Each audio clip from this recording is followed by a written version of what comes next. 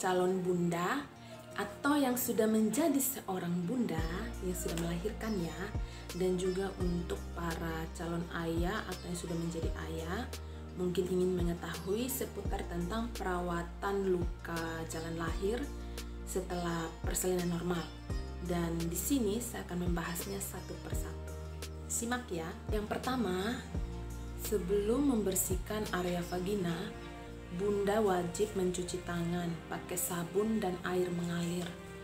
Karena tangan ini kan mengandung kuman dan kita tidak bisa melihatnya dengan kasat mata. Jadi itu wajib, tangan harus bersih sebelum membersihkan area vagina. Setelah tangannya bersih, bunda menyiapkan air biasa ya, air biasa, bukan air hangat, untuk membilas area vagina atau area luka setelah buang air besar maupun buang air kecil. Kenapa menggunakan air biasa dan tidak menggunakan air hangat? Karena beberapa pasien yang saya temui itu rata-rata mereka membilas dengan air hangat, dan orang NTT nih biasanya orang bilang tatobi. Tatobi itu air yang mendidih dari periuk atau dari kuali, mereka ambil terus mereka tatobi mereka punya badan. Dan otomatis air yang panas-panas itu turunnya sampai ke luka perineum. Nah, itu dapat menyebabkan luka jahitannya terbuka. Jadi, bilasnya harus menggunakan air biasa ya. Dan tips yang ketiga, bunda-bunda tidak boleh mengoleskan apapun di luka perineum, termasuk betadine maupun alkohol. Apalagi ramuan lain-lainnya, tidak boleh. Karena apa? Betadine maupun alkohol itu bisa menyebabkan lukanya itu tambah lama kering, bahkan sampai infeksi. Jadi dia hanya dibilas dengan air bersih lalu dikeringkan menggunakan tisu atau handuk. Tidak boleh luka itu dalam posisi yang lembab, karena kalau posisi luka yang lembab di situ akan tumbuh bakteri. Jika sudah ada bakteri pada luka, maka luka itu akan tambah infeksi dan lama keringnya. Bahkan bisa kembali ke ibu bidannya, kembali lagi ke dokternya gitu ya. Jadi usahakan dia harus selalu kering, bersih. Dan cara keempat yaitu bunda-bunda harus rajin ganti pembalut tiap 2 jam. Karena selama masa nifas itu selama 4 hingga 6 minggu.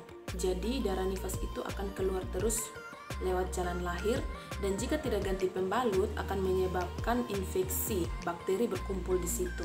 Jadi bunda-bunda rajin ganti pembalut tiap 2 jam.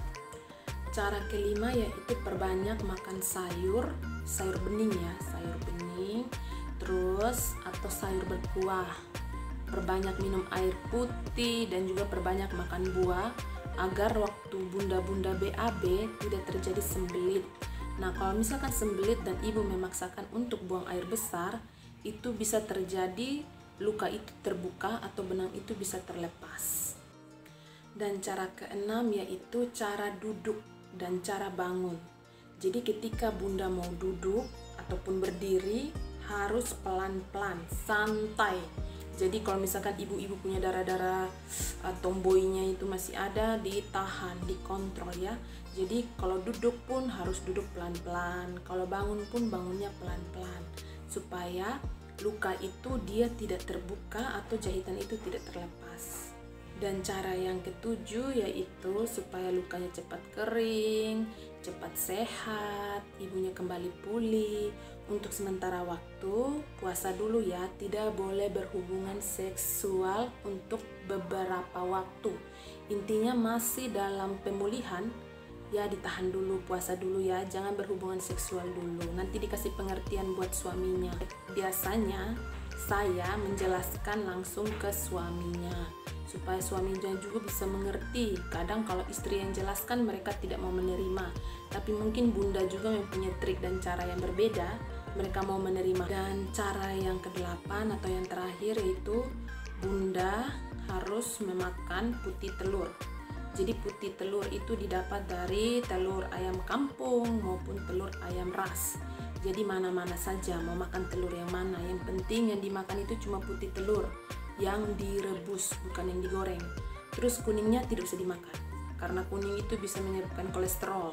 Tapi kalau yang putih telur itu bisa menyembuhkan luka secara cepat, dan ibu juga bisa mendapatkan pemulihan lebih cepat karena energi di situ sangat banyak ya di putih telur. Jadi makannya itu kalau untuk pasiennya saya anjurkan selama 1 minggu makannya putih telur. Jadi pagi makan putih telur, siang makan putih telur, malam makan putih telur. Jadi sehari itu 3 kali makan putih telur supaya cepat sehat dan juga cepat kering lukanya, dan dijamin itu rata-rata kering. Tapi bagi bunda-bunda yang alergi terhadap telur, nah itu tidak boleh dimakan, nanti tambah memperparah lagi. Jadi bisa diganti dengan ikan, daging, tahu, tempe. Intinya itu dia harus protein tinggi supaya lukanya cepat kering. Jadi bunda-bunda harus melakukan 8 cara ini ya. Jangan dilanggar-langgar, nanti tidak bisa sembuh-sembuh, lama sembuhnya ya. Jadi harus bertahap. Urutan pertama apa, dua apa, sampai urutan yang ke-8 ya. Sekian penjelasan saya, semoga para bunda di luar sana dan para ayah-ayah di luar sana bisa mengerti penjelasan saya. Meski tidak dapat dimengerti, ya boleh dibalik lagi, kembali lagi ke yang awal gitu kan, atau di pause terus diulang lagi, di pause diulang lagi. Begitu saja ya. Sampai berjumpa lagi di video-video selanjutnya. Jangan lupa di subscribe, komen, like, dipersilakan ya. Dan semangat untuk para ibu-ibu di luar sana menjalani perannya sebagai seorang ibu, dan semangat juga untuk para ayah-ayah di luar sana semangat menjalani perannya sebagai seorang ayah ya. Sekian, bye bye.